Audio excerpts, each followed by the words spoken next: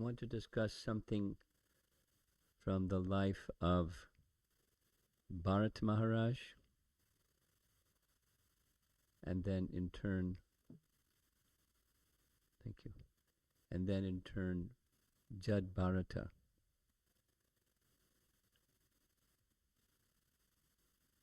Now, do you know the story of Bharata Maharaj from 5th Canto? Little bit, yes? Not at all.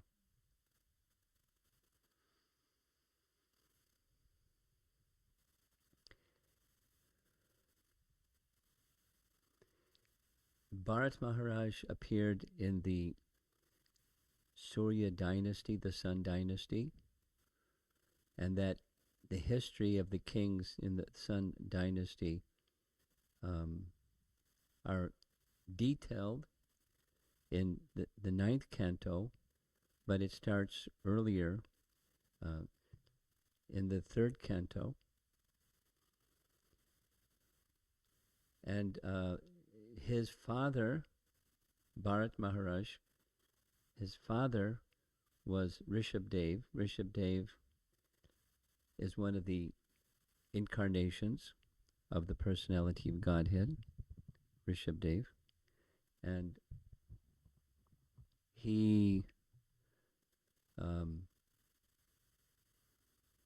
instructed his sons, headed by Bharat, the eldest of the 100 sons, in the beginning of Canto 5, Chapter 5. Detailed instructions, very nice instructions. After instructing them, his sons, he turned the kingdom over to the eldest son. That's a detail, but of the sons of Bharata Maharaj, traditionally we think that the sons of a king will become Kshatriyas, right? But that's not what happened. And it's not always like that. Because of the teachings of the Bhagavatam and Bhagavad Gita, is someone is to be identified with their particular varna or occupation according to quality and work. So some of his sons became Kshatriyas, some of his sons became Brahmanas, and 9 of his sons became transcendentalists, or beyond the varnashram system. Those 9 sons appear later in Canto 11 as the Navayogendras, 11th Canto. They're like Narada Muni. They were not just Brahmanas. Narada Muni was born as the son of Brahma, but they were transcendentalists. They could, they were fixed in knowledge of the absolute truth. They imparted knowledge of the absolute truth to one king, and they could travel wherever they liked, like Narada can travel wherever he likes. The point here is one's occupation, according to the Vedic culture, while traditionally someone who's born the son of a Brahmana would become a Brahmana, one has to be qualified and work. The qualities and the work, guna and karma, must match. And if one doesn't, then he becomes a Brahma Bandhu or a Kshatriya Bandhu by birth, but not qualified. So, Bharata Maharaj ruled. Now, I want to read something. That was, I mentioned, was Canto 5, Chapter 5, Rishabdev's instructions, and then how he lived the rest of his life, which was very interesting. He lived his life as if an avadhuta, meaning he paid no attention to worldly convention. He appeared externally to be a madman. He went here and there without, anyway, he lived his life that way. That's Canto 5, Chapter 5 and 6. Chapter 7 of Canto 5 begins some nice instruction. Now, those who are accustomed to hearing Prabhupada speak about Bharata Maharaj, he commonly or consistently would say that he renounced his worldly kingdom at the age of 24. You've heard that? He would commonly say that, a young man. However, in the Bhagavatam, Canto 5, Chapter 7, there's a different number. And the different number is 1,000 times 10,000 years. You just add 3 zeros to 10,000. So he ruled for a long time. It was Satya Yuga. He ruled for a long time. And when his sons were of age to take over the kingdom, he divided his kingdom amongst his sons. And he went to a sacred place, Pulaha Ashram, specifically by name. And there he underwent austerities to purify and detach himself from all of his worldly duties that he had engaged in. Specifically mentioned in Canto 5, Chapter 7, is he chanted sacred mantras regularly. Amongst the sacred mantras that are mentioned, he chanted the Brahma Gayatri mantra. And that's a detail. Specifically, Prabhupada explains that when chanting Brahma Gayatri, he was worshipping the form of Narayana within the sun planet. Now, some people chant Brahma Gayatri yesterday evening we spoke about Sankalpa. Were you there? No.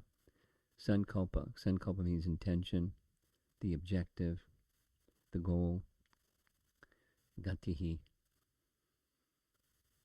Some people chant Gayatri mantra with the idea that they're worshipping the sun,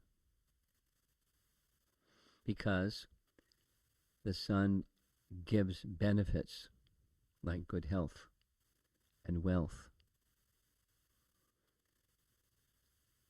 For example, in the 10th canto of Srimad Bhagavatam, we hear the story of the Shamataka jewel. Shamataka jewel was given to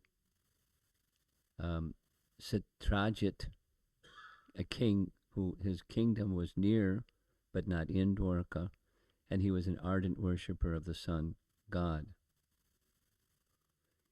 As an ardent worshipper of the sun god, he spent hours every day worshipping the sun god. It doesn't say what mantra he was chanting. Perhaps he was chanting the Brahma Gayatri mantra. But he was worshipping the sun god, and the sun god appeared before him after some time. Said, "You please me very much. I want to give you this very valuable gem, the Shamataka gem or jewel. And this, by worshipping this jewel, by worshipping the jewel, you will receive 3 things. 170 pounds of gold every day. That's the wealth part. And you'll receive the benediction of, same as worshipping the sun, by the Shamataka jewel, health, and the citizens in your kingdom will also be benefited by wealth and freed from natural disturbances.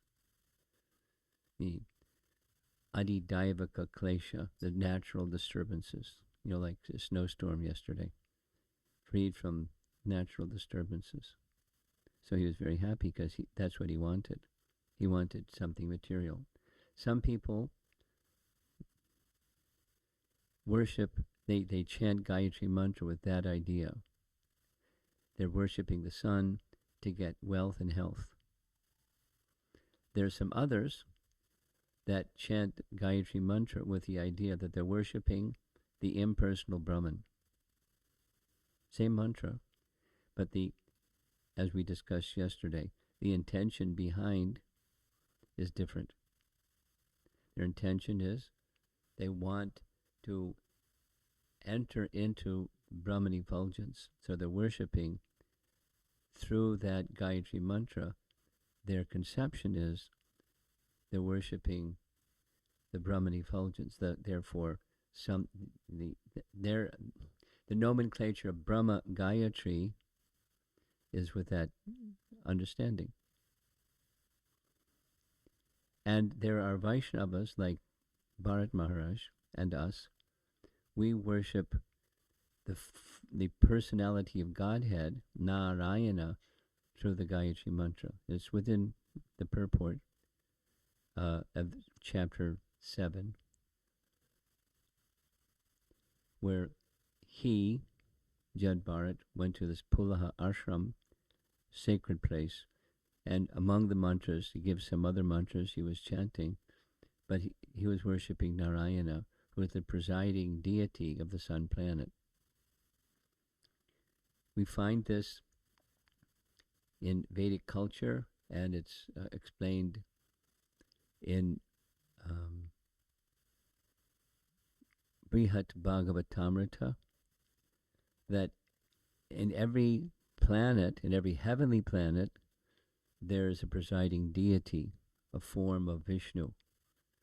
Because when persons perform yagyas on this planet, they worship a particular demigod to get a particular benediction, just like Satrajit was doing to get the benefit from the sun, wealth and health. But ultimately, whatever the demigod can bestow is bestowed by Narayana, or the Supreme Personality of Godhead. Their abilities come from the same place anyone's abilities come from. They're gifted with abilities because they're very pious and capable, generally speaking.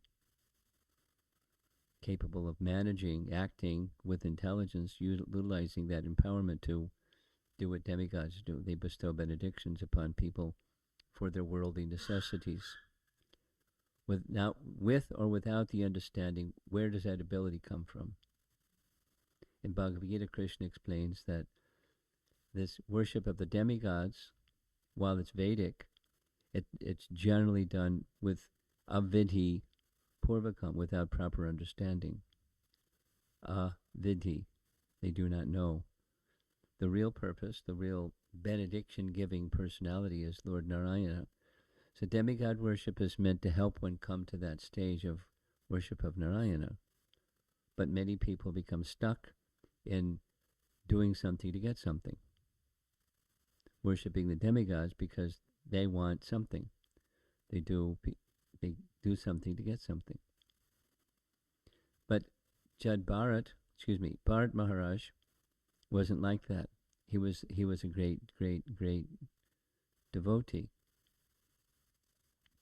And in the course of Jad Bharat's life, he became very spiritually elevated. It's said specifically that he attained the stage of Bhava Bhakti. You have some idea what Bhava Bhakti is, right? According to Rupa Goswami's writings, Nectar of Devotion, Nectar Devotion has 3 topics: Sadhana Bhakti, Bhava Bhakti, and Prema Bhakti. Sadhana is to get sadhya, the goal. The goal is Prema Bhakti. And as one is approaching that Prema Bhakti, there's a stage called Bhava. Bhava means ecstasy. Leading just before, and the threshold, the doorstep, just like before coming in the front door, there's probably a little mat out there. That's the threshold. And Bhava Bhakti is just before entering into the realm of Prema. So it is said that the practices, the life of devotion, from what he learned from his father, who was an incarnation, Rishabdev, and how he executed his duties in life, which detached him from worldliness, even while engaged in activities of the world. He became disinterested in the enjoying spirit, and he became fully interested in the service mood or service spirit. So when he gave up his kingdom, he was already a very elevated person, and he became he became situated in bhava. He was experiencing ecstasy as he was doing what he was doing in Pulaha Ashram, this sacred place. However, when he was in Pulaha Ashram, he took his morning bath in the sacred river. And when he came to this side, the shore, he was sitting down, preparing to chant his morning Gayatri. And on the opposite bank of the river, he saw a pregnant deer, described in the 5th Canto Bhagavatam. And the deer was peacefully drinking water, looking here and there, as deers will do if, will somebody attack me. And all of a sudden there was a loud roar of a lion, really loud. And so the deer panicked, and in her state of shock and fear, she had a miscarriage. She was a pregnant deer, and therefore it's described women who are pregnant should be protected from sudden shock and surprises, because there could be complication in their pregnancy. So the female deer gave birth to the little fawn, the baby deer, and at the same time she jumped out of shock. And as she jumped, she fell in the river, and the river carried her downstream, and she ended up on the shore downstream, dead. And the king, or previous king, Bharat, saw all this. He heard the roar and saw what happened. So one of the nature of a king, or the duty of a king, is to give protection. So he went across the river, picked up the newly born baby deer who had no mother or father, and started taking care of the baby deer, which was just fine. However, in the course of time, he became two things. He became so absorbed in the deer that his spiritual practices, even at the stage of Bhava Bhakti, his spiritual practices began to slacken.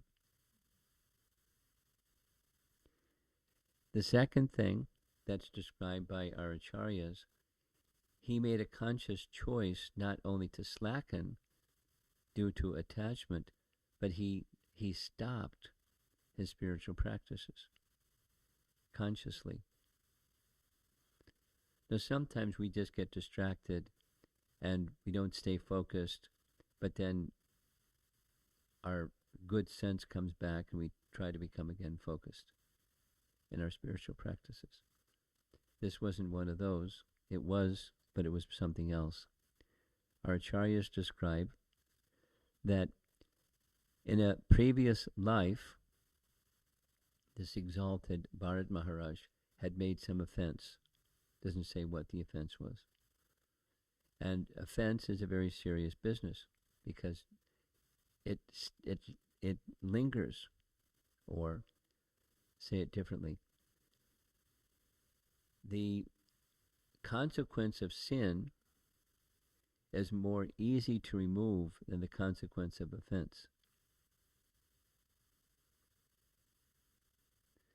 Say it again.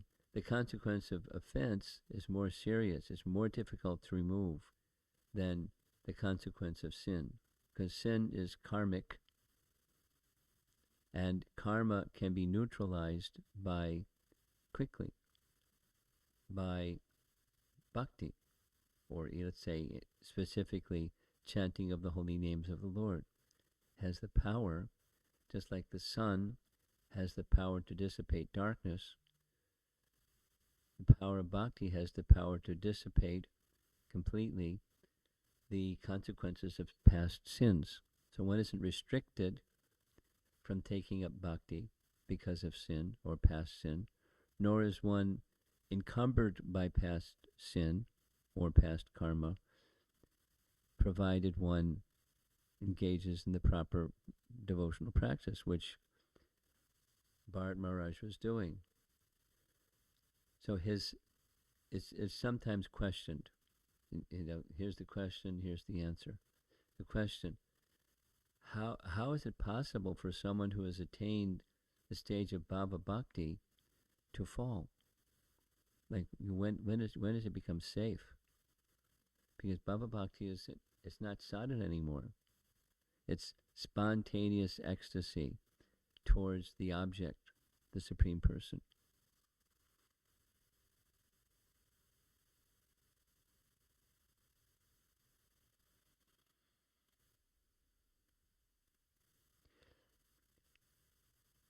Let's go to the material side.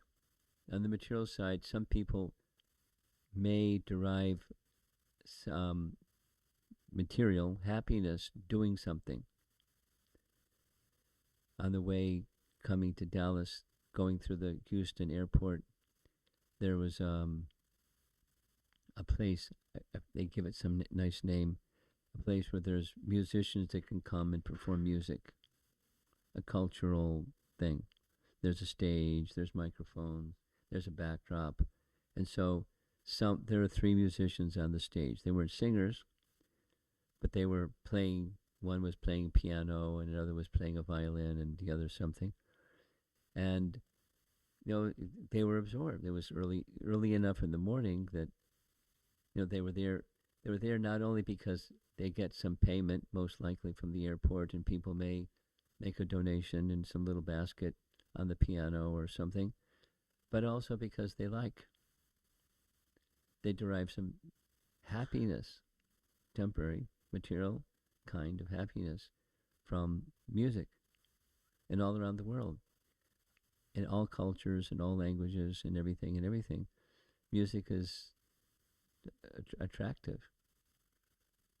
Different cultures, different ways of making music and dancing and singing and music.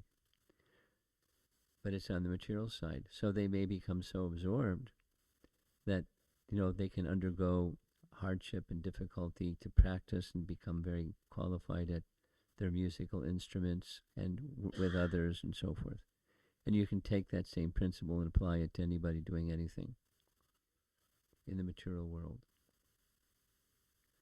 Supposing somebody is really good in IT, or supposing somebody's really good in sports, or supposing somebody's really, absorbed in politics, or somebody is absorbed in something. When they're absorbed in something, time flies, and nothing distracts them to just stay fixed. So what to speak of spiritual absorption, where it's actually of the soul, not just of the modes of nature. So Bhava Bhakti is that stage where there's not only there's absorption. The stage that comes before Bhava is Asakti, which means attachment. Before the stage of Asakti, there's Ruchi, there's taste, absorption, spontaneous ecstasy. So the question sometimes is raised, how is it possible that Bharata Maharaj fell? Somebody that's not at that stage yet, okay, but somebody who's at that stage, how can they fall? Because the absorption has already been achieved, and they're experiencing ecstasy, so how can there be a fall down? How is it possible? Or what about us? When's that stage where we're not going to fall down? Whereas there's still risk. At the Bhava stage, he fell, our acharyas explain, because in a previous lifetime, doesn't give what, he made some offense. And apparently it was significant enough that the reaction of the offense presented itself in the form of the deer, and he made a conscious choice, A or B, do my duties as a kingly person and protect the deer, but continue with my spiritual practices. They don't cancel one another. Or B, stop, not just wind down, but stop my spiritual practices and stay focused on the deer. So that's what he did. B. And the deer, he became very attached to the deer. So the attachment to the Supreme Personality of Godhead, Narayana, flipped to attachment to the deer. It can happen. It happened. And the deer was attached to him, and he was attached to the deer. The deer slowly grew up, and one fine day or evening, the deer wandered away, and his mind was absorbed in the safety of the deer. Oh, my dear, dear, where are you? Have I offended you? Is everything all right? And etc., etc., etc. You know, like a lover for his beloved, who just was absorbed. So when the deer didn't come back, he got up at night, went looking for the deer. He wasn't sufficiently careful. He fell off a cliff.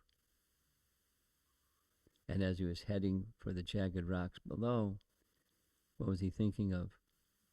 The deer, because that's what he was attached to. And so he became a deer. So the topic one of the topics I wanted to address was, is it possible? The answer is yes. Is it possible to fall from the stage of bhava bhakti? That's beyond practice, but and beyond even attachment to the object, but it's ecstasy. Possible. So when is it no longer possible? Because free will is always there with the living entity. And so, therefore, the possibility of misuse of free will is always there. So what's it going to prevent us, even if there's provocation or circumstance, to not misuse our free will? Because free will is not going to be taken from us. Sometimes people say, well, I'd rather give up my free will. Because if misuse of free will causes me a problem, then better to give it up. I mean, properly using it, fine, but if there's a possibility to misuse it, better to give it up. Like, I've got wealth, but it's possible I could become attached to my wealth. So, karma sannyas. Just give it up and stop activity. We can't stop activity. You can give up your wealth, but it's not yours to give up to begin with. It belongs to the supreme source of everything.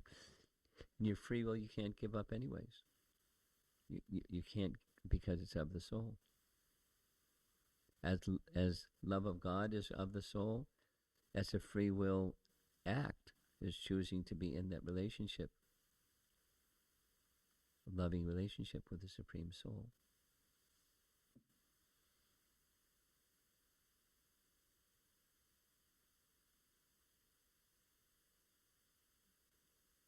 So he died thinking of the deer, and in his next life, what happens when your mind is absorbed in something? Yam yam vapi smaran bhavam. You know the verse? Chajat ante kalevaram. Ante means at the end. At chajat ante. So yam yam vapi smaran. Remembrance. Bhavam. The mood. When you're in the mood of remembering something, chaja means to give up. Chajat ante, at the end you give up the body. The mind's going to take you to that which your mind was fixed upon. Whatever that is. So we're determining our destination after this life, in this life, by whatever the mind is absorbed in. And is it possible to transfer what one's mind is absorbed in today to something that's better or even worse? Can a good person become corrupted? Can a corrupted person become a good person? Can anyone, regardless of their guna and karma, become eligible for bhakti by association with a bhakta and become transformed? Is it possible? Yes. The requirement is to become attached to something else besides what I was attached to previously. A good person can become corrupted. So, as Bharat was in a very, very advanced stage of spiritual practice, he consciously chose to give it up. It wasn't like instant, but it happened by a conscious choice. So there's two things going on with Bharata Maharaj. He was overly affectionate to the deer, and thus his mind was absorbed in the deer, to the exclusion of his devotion to Narayan, which he had cultivated his whole life for those 10,000 times 1,000 years. That's a long time. And wonderful instructions from his father, who was an incarnation of the Lord, empowered incarnation. So he fell, became a deer. Some details, which I'm not going to complete because I want to speak on this something further, I think tomorrow morning. Not tomorrow, not Thursday morning, Friday morning. Today's Wednesday. Friday morning, we'll continue this Bharata Maharaj story. But he's now in the body of a deer. And because of that was where his mind was. However, because of his previous elevated devotional consciousness, the Supersoul gave him remembrance of his previous life. Now that must have been pretty uncomfortable, that here I am in the body of a deer, and my previous life I was near the stage of perfection. But he was given remembrance of his life, his previous life, in the body of a deer. And he then, after taking birth, he wandered back to the same Pulaha ashram where the same fellows were who he had been associating with previously. And he lived the rest of his life in that place. When they would have their discourses, he would come and listen. When they had their meals, he would wait, and when they'd give him the remnants of their meal, it was taking Mahaprasadam, the remnants of great souls. All the while becoming further purified by profound regret. He wasn't lamenting, just regretting how I have deviated towards the end of my previous life, and I'm not going to do it again. In this way, he died at the end of his life as a deer, and in his third life, he became the son of a Brahmana. And as the son of a Brahmana, he also remembered his two previous lives. The Supersoul can give remembrance or forgetfulness. It's right in chapter 15 Bhagavad Gita. So he was given remembrance. And with that remembrance, he was really fixed. I'm not going to make the same mistake again. So he decided to act as if he was a dullard. His father, who was a Brahmana, tried to train him in Brahminical duties, but he did everything wrong, purposefully, much to the frustration of his father. And after some time, his father gave up. His boy is not going to learn. So there's more to his story, which I want to continue on Friday morning. But he withstood he was treated badly by his brothers because they thought he was a dullard, and they weren't like kind to him. They were cruel to him. They didn't mind because he was very detached from anything that's temporary. Different things happened. Maybe we'll tell that story on Friday morning. So there's several lessons so far. One of those lessons is from the Bhagavad Purana. This is a nice example, a well-known and often repeated example. Whatever the mind is fixed on, that state you will attain. It happens now, and it happens at the end of life. It happens now in the sense of there's little incremental changes. Supposing your mind starts to go to wherever your mind starts to go to.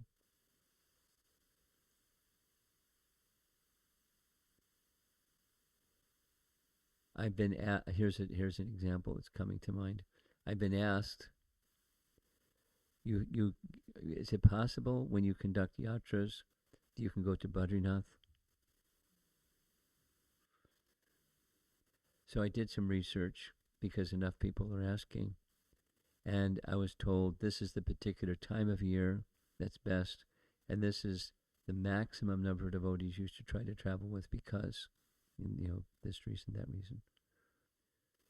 So one time, after this past Kartik month, is it possible you can take us to Badrinath? I said, it's possible. I've gotten so many letters. When you go to Badrinath, can I go? Can I go? Can I go? Please let us know. But I was told, don't take so many. So I don't know how to keep it secret or tell people no or something. Because it leaves people, I've never been there. Bhakti Chaitanya Maharaj has been there. He's a close friend. And said, you do many yatras. Sometime, at least once in this lifetime, you should go to Badrinath. Because he's in this wonderful place. So based on his encouragement, somehow, at some point, but it's not good to go too many people for a variety of reasons.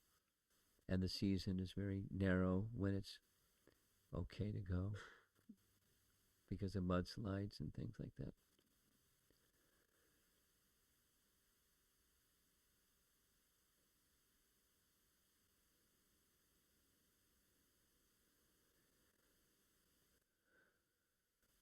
So we have free will choices,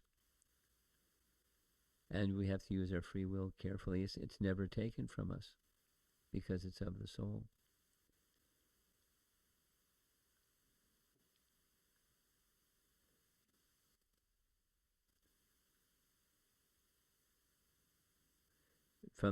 Following from our discussion yesterday evening, what's the goal? What's the of the many possibilities? What's the goal? Like chanting Gayatri mantra. Is the goal good health and wealth? Is the goal entrance into the Brahmajyoti? Is the goal to worship the Supreme Lord? Is the goal to go back to Godhead, or just simply serve the personality of Godhead wherever He wants us to be? So there's different goals for the same person. And they can be modified. Largely they're modified by sadhu sangha. So we need to select sadhu sangha carefully and hear Srimad Bhagavatam in the company of sadhus. So this wonderful Srimad Bhagavatam literature becomes fixed in our heart, and Krishna will guide us according to our relationship with Him or our regard for Him. He'll guide us. And then we're safe. It's guiding us, protecting us. But beware of offense in the course of serving Krishna. So there's the topic for this morning. a little bit about Jad Bharat. Prior to that, the deer. Prior to that, Bharata Maharaj. We'll continue on Friday. Is there any discussion?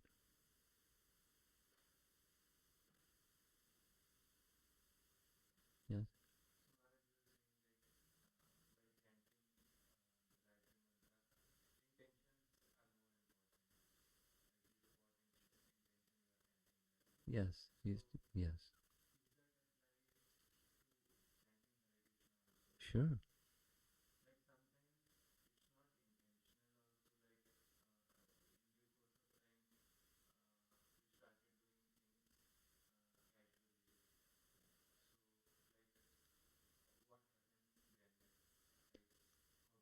When consciousness becomes again covered,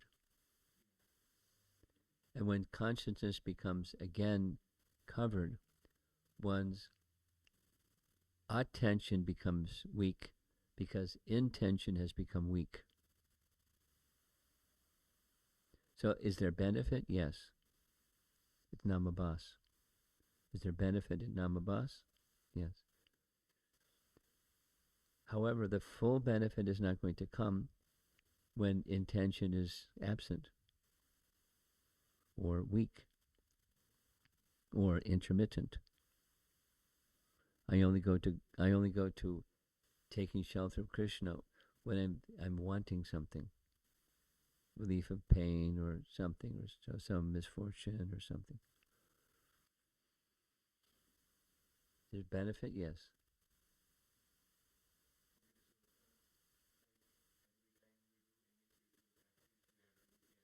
Yes. Yes, exactly. And then comes the next question. Okay, I'm supposed to be careful. Introspection and scripture. What's important to me? And then scripture. What does scripture say? What's the goal?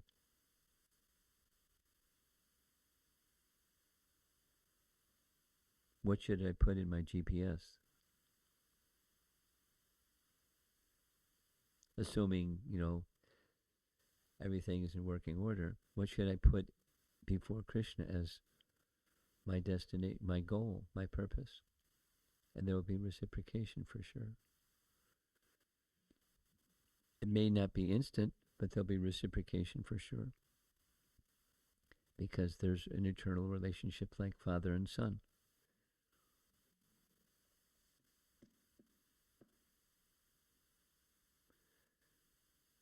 Anything? Srila Prabhupada ki